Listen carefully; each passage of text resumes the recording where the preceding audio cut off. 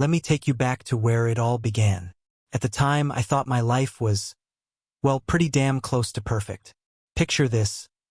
I was in my 40s, working a solid job in the finance department of a well-established company downtown. I lived in a nice apartment in a good neighborhood, had 2 incredible kids who meant the world to me, and of course there was Sophie, my wife. She was gorgeous, intelligent, the kind of woman that caught attention without even trying. For years, I truly thought I'd hit the jackpot. But now, looking back, I realized just how blind I was. First, everything seemed fine. We'd spend these lazy Sunday mornings lying in bed, talking about everything and nothing at all, making plans for the future. But gradually, something started to shift, and not in a way that hit me all at once. It was more like a slow, creeping feeling that I tried to ignore. Sophie. She started to pull away. I honestly can't pinpoint when it started exactly. Maybe it was when she began hanging out more with her friends, Lucy and Melissa. At first, I didn't think much of it. Everyone needs their space, right? But before I knew it, these girls' nights started turning into entire weekends away. She said it was for work, but something about it never sat right with me. She was never the type to work late or travel for business trips before. And then came the excuses. Missed calls, texts left unanswered, saying she was too busy to pick up the phone. There were nights when she'd come home late, looking like she was on the brink of exhaustion, eyes glazed over. But when I asked her about her day, she'd snap at me, accusing me of interrogating her. Really? I wasn't interrogating her. I was just trying to understand what was going on. The Sophie I married used to share everything with me, but now I was lucky if I got more than a one-word answer. I tried talking to her about it.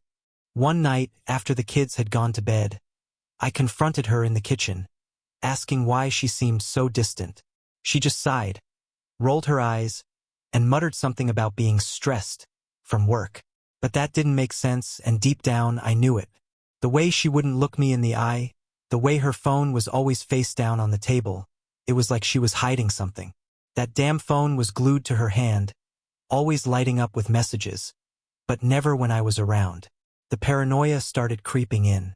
I'm embarrassed to admit it, but I'd lie awake at night, staring at the ceiling, wondering who the hell she was talking to.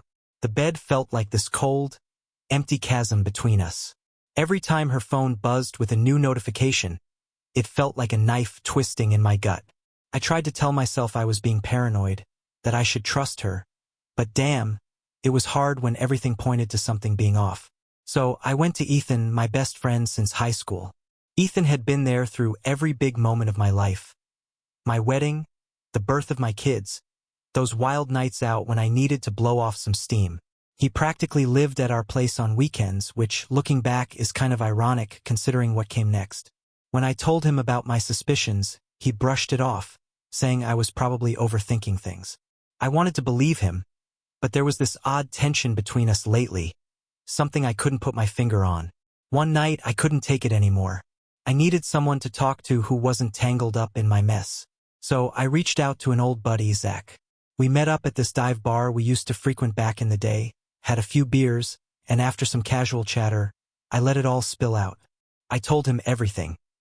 Sophie's late nights, the constant excuses, and the weird vibe between her and Ethan. Zach listened intently. Then, without missing a beat, he dropped the bomb. Ryan, I hate to be the one to tell you this, but I saw Sophie. She wasn't with Ethan. She was with some other guy. At first, I thought he was just messing with me, trying to get a reaction like he used to do when we were younger. But he wasn't laughing. He just stared at me, like he was waiting for it to sink in. They weren't exactly just hugging, he added. I tried to laugh it off. A pathetic attempt to convince myself it was some sick joke. But Zach didn't laugh. He just kept staring at me, his eyes full of seriousness. I could feel my heart pounding in my chest. My throat felt dry. You're sure? I whispered, barely able to get the words out. He nodded. Yeah, Ryan, I'm sure. I wish I wasn't. I left the bar that night feeling like I'd been kicked in the stomach. The drive home was a blur, my mind racing with a million questions. Who was this guy? How long had it been going on? I kept replaying all those little moments I'd dismissed. The secretive texts, the work trips, the nights she came home smelling like a perfume that definitely wasn't hers. I wanted to convince myself it was all a misunderstanding, but deep down, I knew Zach wasn't lying. When I got home, Sophie was already asleep. I stood there, staring at her, trying to make sense of who the hell I had even married anymore. I thought about shaking her awake and demanding the truth. But what good would that do? If she was cheating, she'd just deny it, turn it around, and make me out to be the crazy one. And if, by some miracle, she wasn't, I wasn't sure I could handle that either. I lay down next to her, staring at the ceiling, feeling like everything I knew was falling apart. The worst part? I wasn't sure if I was angrier at Sophie for betraying me, or at myself for being too damn naive. I had trusted her, given her everything, and now I didn't even know what was real anymore. The next morning, I decided I needed proof. I wasn't going to sit around like a fool while my wife played me for a sucker. I had to know for sure. That's when I started keeping an eye on her, watching her like a hawk. Every time her phone buzzed, I'd try to catch a glimpse of it. I'd ask her about her plans in this casual, I'm not suspicious way, just to see if her stories matched up. And the more I watched, the more I realized nothing added up. A dark storm started brewing inside me. This rage that had been simmering for far too long, threatening to boil over. I had no idea what my next move should be, but there was one thing I knew without a doubt. I was going to get the truth, no matter what the cost. What I didn't realize at the time was that this was just the beginning of a whirlwind that was about to shatter everything I thought I knew about my life. After Zach dropped that bombshell, I went through a roller coaster of emotions. Shock, anger, betrayal, you name it. But eventually I reached a breaking point. I couldn't sit idly by while my life was falling apart. I needed answers. If Sophie was going behind my back, I was going to find out exactly how deep the deception went. So I started watching her. I mean really watching her. Every time she'd leave the house, I'd take mental notes. What time did she leave? What was her excuse? How long would she be gone? And you know what? The stories didn't add up. She'd tell me she was going to Lucy's place, but when I checked the car's mileage, it didn't line up. Calls I made went straight to voicemail, and she'd always have some excuse: her phone died, or she was in a meeting. I wasn't buying it. But here's where it started getting really fucked up. It wasn't just some mysterious guy Zach had mentioned. The more I paid attention, the more I noticed Ethan's name popping up in places it shouldn't have. At first, I thought nothing of it. He was my best friend, after all. But then I started noticing the timing of her texts, the way her face would light up when she got a message. One night, after she'd had a few too many glasses of wine, I saw it. From across the room, I glimpsed her phone. Ethan's name was there, followed by a heart emoji. That was it. That was the moment it all came crashing down. I needed more than just a gut feeling. I needed solid proof. So I started getting more bold. One night, while she was in the shower, I grabbed her phone. My heart was pounding as I scrolled through the messages between her and Ethan. They were careful, never saying anything that could directly incriminate them. But the tone?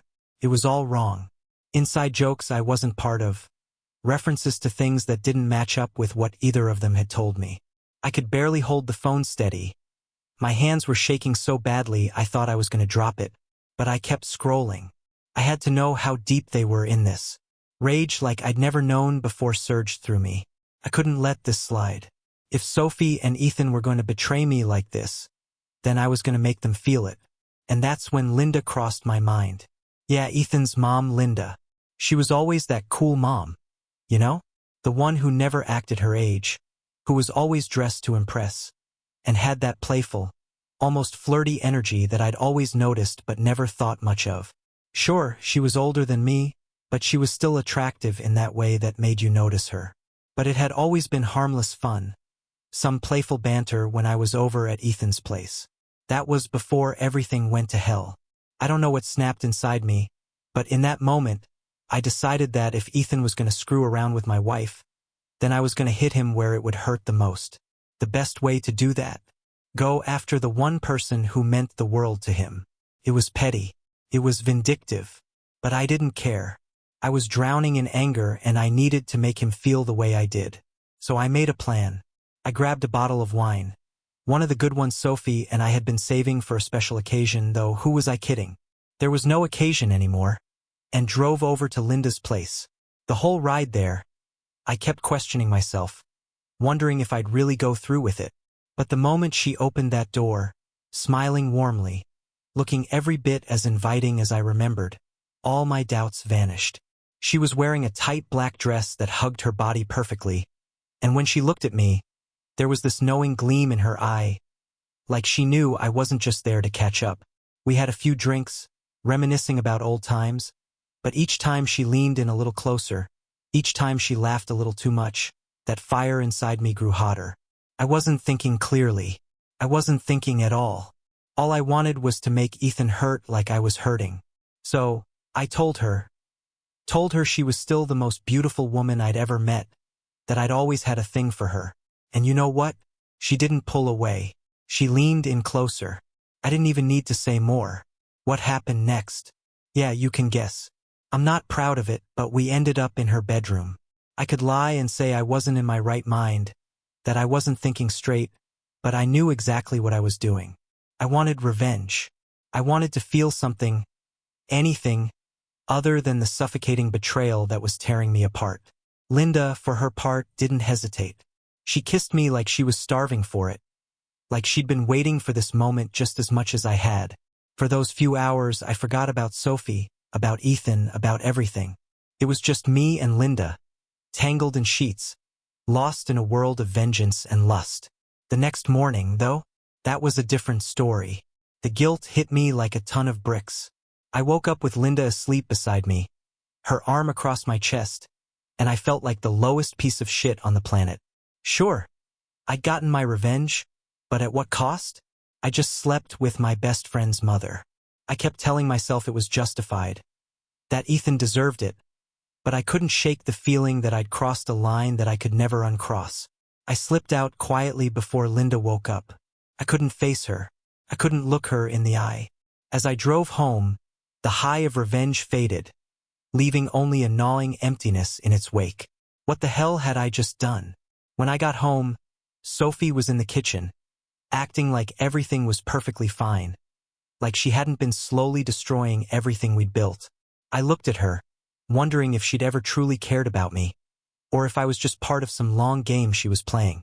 I thought sleeping with Linda would give me back some control, but instead, I just felt hollow. But I couldn't let it go.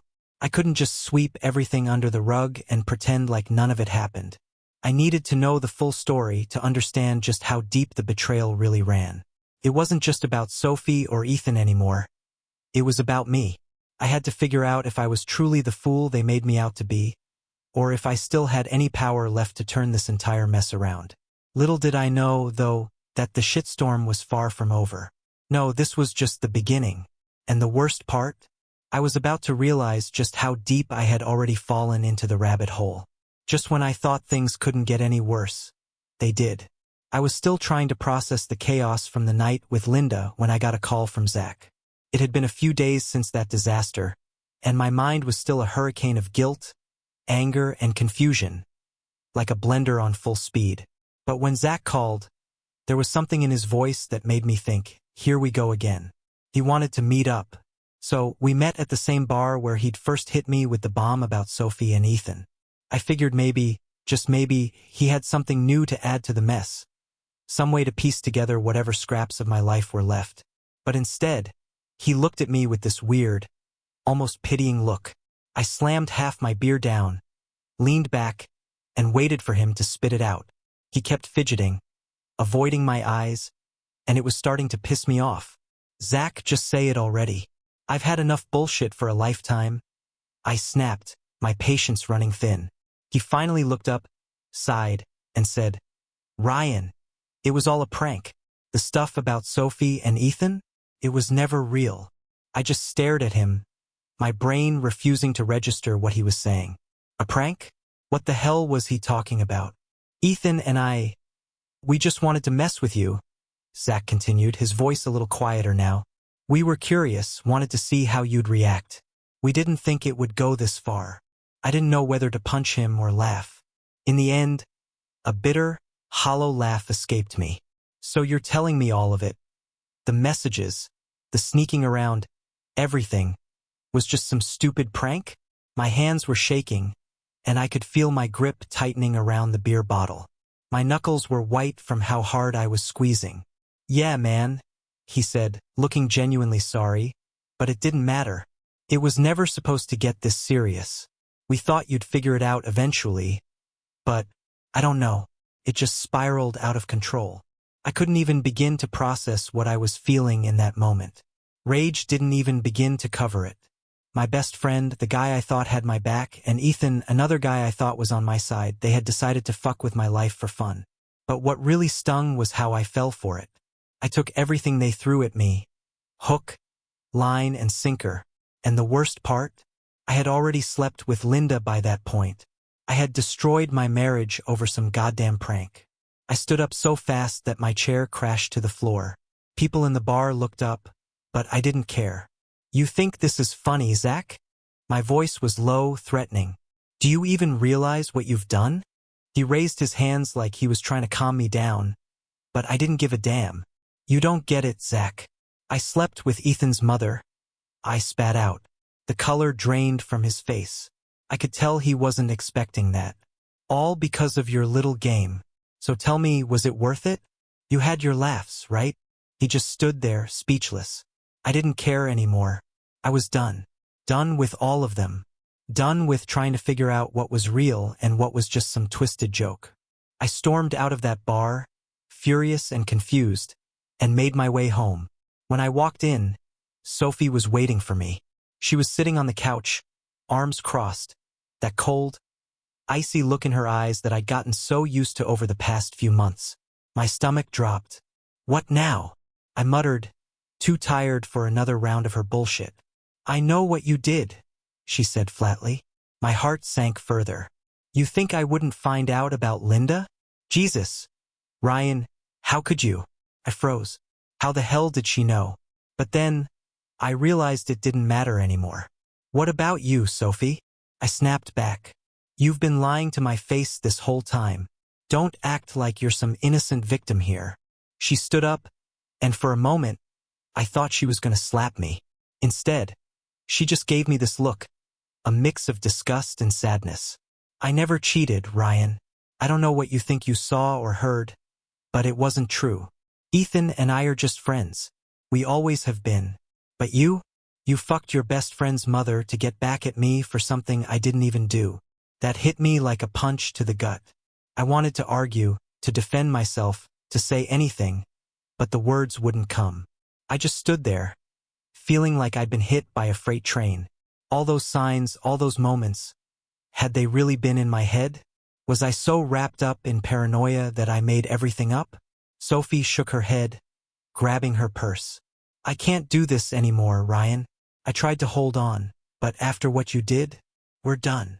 She walked out the door and slammed it behind her, leaving me standing there, completely alone. I stood there, in the silence of our empty apartment, trying to make sense of what had just happened.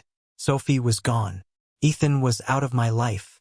Hell, even Zach was off the list now. In just a few days, I'd managed to destroy everything I cared about, all because I couldn't see through a goddamn joke.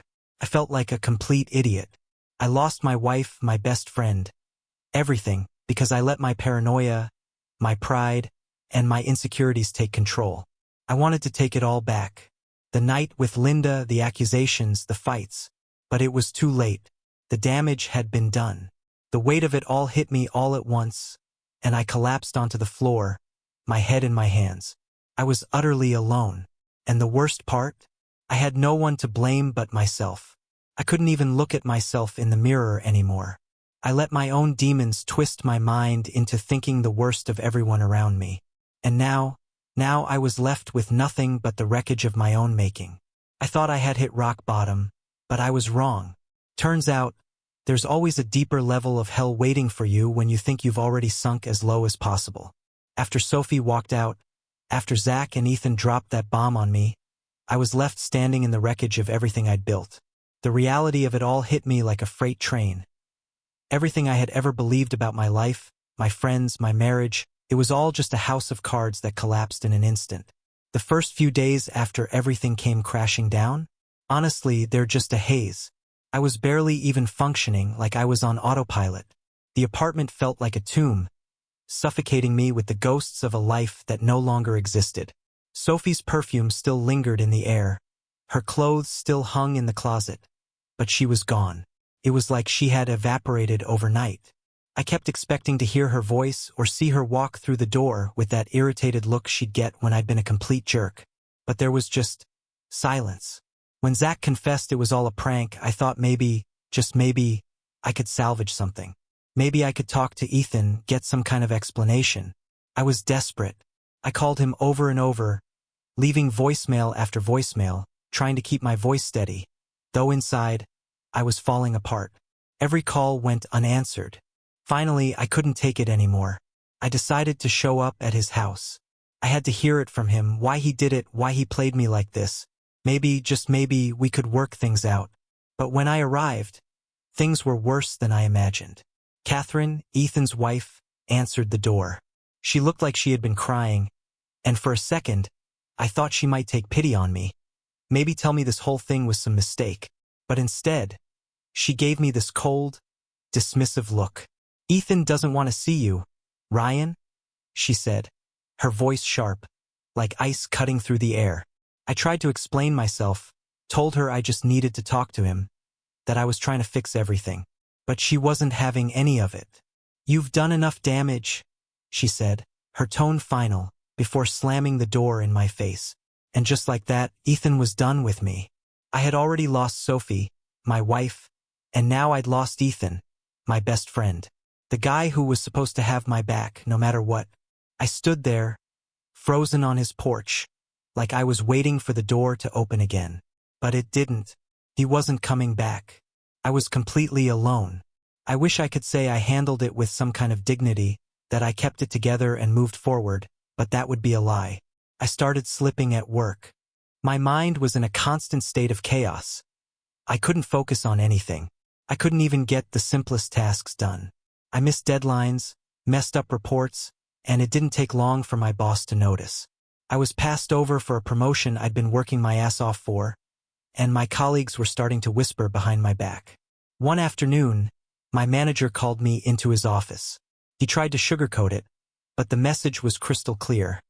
Shape up or we'll find someone who can do the job. The problem was, I had no idea where to start. My entire life was collapsing, and I was just standing there, helpless, watching it all burn. Then, out of nowhere, I got a message. It was Jasmine, a woman I had met a few months earlier at a networking event. We'd shared a few drinks, had some casual conversation about work and life, but it was nothing significant. But now she was offering me an escape. "Hey, Ryan, I'm heading to LA for a few days. Got an extra ticket if you want to get away for a while," she texted. At first, I wasn't sure. I mean, running away wouldn't fix anything, right? But the more I looked at that message, the more it felt like a lifeline. Everything here reminded me of what I had lost. The apartment, the job, even the streets felt haunted by my past. So I said, screw it. I needed a break. I needed to get out of this place before I completely lost it. I packed my bag, booked a flight, and as soon as I boarded the plane, it was like I could breathe again. Maybe I was just running from my problems, but at that moment, I didn't care. I needed space to clear my head, to stop feeling like I was drowning in my own mistakes. Los Angeles was different. The sun, the crowds, the constant buzz of the city. It was a shock to my system after the suffocating weight of my life back home. Jasmine picked me up from the airport, and when I saw her smile, heard her laugh, it was like stepping into a different world. She was lighthearted, carefree, everything I wasn't. We spent the first night bar hopping, and for the first time in what felt like forever, I let myself unwind. Drinks, laughter, loud music that drowned out my racing thoughts. It was exactly what I needed. Jasmine was a whirlwind, pulling me along, keeping my mind off everything I had lost. At some point, we ended up in a little dive bar, tucked away from the madness of the city. We were sitting in a dark corner booth, where the lights were dim and the world felt miles away. The alcohol was starting to take hold, that warm, fuzzy feeling where everything seems a little less real. She leaned in close, her lips brushing my ear as she whispered, "Ryan, you deserve so much more than what's going on back home. Let's forget about all of it, even if it's just for tonight." And God, I wanted to let go of everything, if only for a few hours. We ended up at her hotel, and for a moment, I let myself get lost in her. Her touch, her kiss, it was a distraction from the noise in my head. But when it was over, when I was lying there staring at the ceiling, I realized something. I couldn't outrun my past. No matter how far I went, it would always be there, just beneath the surface. I thought I was running away to find some clarity, but all I found was more emptiness. Even in a city that never sleeps, surrounded by people, I still felt completely alone. I knew I had to go back and face everything I had left behind, but I wasn't ready.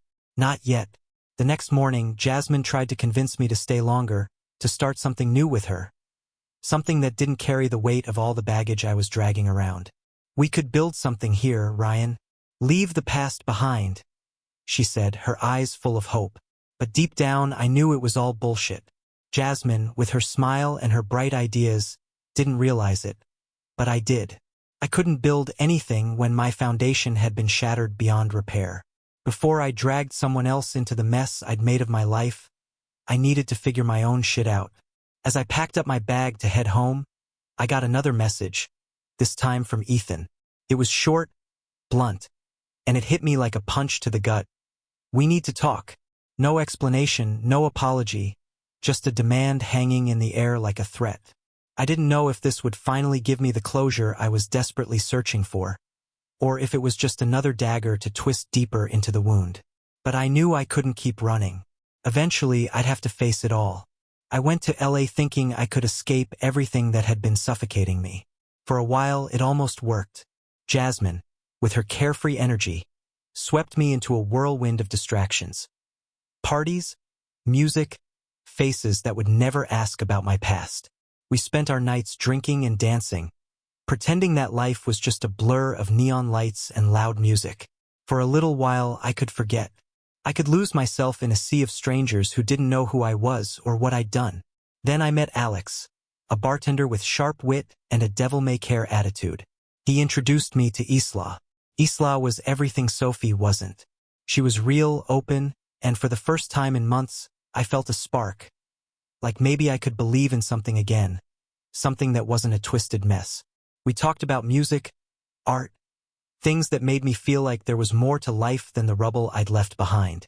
But even with Isla, the guilt of what I had done, of what I had lost, kept creeping in. Then, out of the blue, I got a call from Emma, an old college friend. The conversation started casual, just catching up, until she started asking too many questions about Sophie and Ethan. She tried to make it sound like innocent curiosity, but I could tell she knew more than she was letting on. There was something about the way she was digging that left me uneasy, like she was fishing for something I wasn't ready to hear. The very next day, Jasmine hit me with a business proposition. She had an idea where my financial background and her connections could build something new, something big. She wanted me to stay in LA longer, to build a life here, to start fresh. It sounded promising, maybe even like a way to finally move forward, but I couldn't shake the feeling that I was being pulled into another trap. I hesitated, unsure if I was ready to tie myself to anything again. And then, as if things weren't complicated enough, Ethan reached out. His message was distant, cold. "We need to talk." I couldn't bring myself to answer. Something about it felt too planned, like he was setting me up for another emotional gut punch. I wasn't ready to face him. Not yet. Of course, life had other plans. That night, Jasmine and I were at a club, the bass rattling the walls, the noise so deafening I could barely think. And then I saw her, Catherine, Ethan's wife. She marched over, her face twisted in fury. "Ethan told me everything, Ryan," she spat, her eyes burning with hatred. "You ruined our lives." I tried to explain myself, tried to defend the things that were said and done, but it didn't matter. She wasn't listening. She just stormed off, leaving me feeling like I had just been struck by lightning. Back at the hotel, Jasmine tried to comfort me, but her words felt hollow. No matter how far I ran, the past kept chasing me down. The next morning, I stared at Ethan's message again. Maybe it was time to face him, to deal with whatever fallout was coming. Because clearly, running wasn't working anymore. I had to confront the wreckage I'd made, even if it meant everything coming crashing down around me. When I got back from LA, I thought maybe, just maybe, I'd feel some sense of relief. But the truth was, I only felt more empty than before. Sure, I had some fun, met new people, tried to drown my regrets in distractions and alcohol. But at the end of the day, nothing had really changed. My problems were still there, waiting for me like a hangover that wouldn't go away, only now they were messier than ever. The first thing I did when I got back was reach out to Sophie. I thought maybe we could talk, maybe we could clear the air, even if it was just for closure. Maybe, just maybe, we could find a way to end things without all the bitterness. But when I called her, she shut me down immediately. No explanations, no chance to apologize. Just a cold, "We have nothing to talk about." That was it.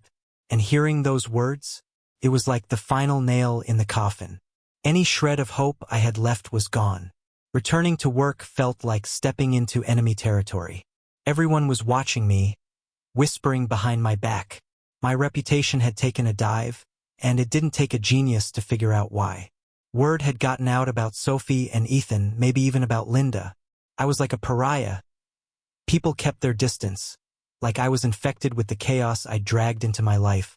And then came the real gut punch. I got passed over for another promotion. That was the breaking point. I had been trying so hard to keep my personal life from spilling over into work, but it was obvious that everyone saw right through it. My boss gave me that look, the sympathetic, almost pitying look, as he explained his decision. It took everything in me not to flip the desk over and walk out. But I didn't. I just nodded, muttered some thanks, and went back to my cubicle, feeling like a failure. Every part of my life was crumbling, and I was just sitting there, letting it happen. The late nights, the empty bottles, the meaningless hookups. None of it filled the void inside me. I was on a self-destructive path, and if I kept going, it was only going to end one way. At rock bottom, alone and broken. So, one night, after too many whiskeys and another failed attempt to sleep through the nightmares, I made a decision. It wasn't some dramatic moment of clarity. It was more like a desperate attempt to claw my way out of the wreckage. I realized the only way to fix this wasn't by running, it was by cutting ties. I had to truly start over. I handed in my resignation, sold the apartment Sophie and I had shared, packed up whatever wasn't too tainted by bad memories, and booked a one-way ticket to a new city where no one knew my name or my mistakes. This time, I wasn't running from my problems. I was walking away from the person I had become.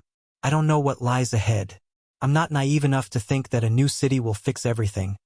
But for the first time in a long time, I feel like I have some control over my life. Maybe it's not redemption. Maybe it's not even happiness. But it's a chance. A chance to rebuild, to figure out who I am now, after all this chaos. I still think about Sophie, about Ethan, about the bridges I've burned. But I'm trying to leave it behind. I have no idea if peace will ever come. But I know I'm not the same guy who let his life spiral out of control. I don't know who I'm becoming, but for the first time, I think that's a good thing. Because the old Ryan, he's gone. And maybe, just maybe, I can start living again.